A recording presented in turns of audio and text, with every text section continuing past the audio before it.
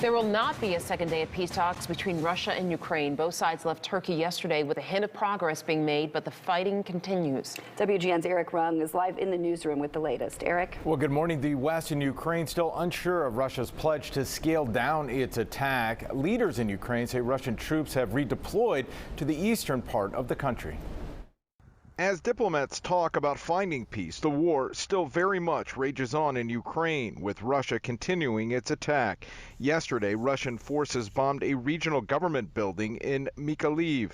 A gaping hole can be seen in the middle of the structure. At least 14 people were killed, close to 24 others injured. Both numbers are expected to rise. The bombing coming as Ukrainian members of parliament were on Capitol Hill. The destruction is huge. The losses are immense, and we will need the free world's help. After peace talks in Turkey ended yesterday, Moscow said it would drastically reduce military activity in and around Kyiv. The Pentagon confirmed troop movement, but in small numbers, calling this a redeployment, not a withdrawal. We'll find out what they do, but in the meantime, we're going to continue to keep strong the sanctions.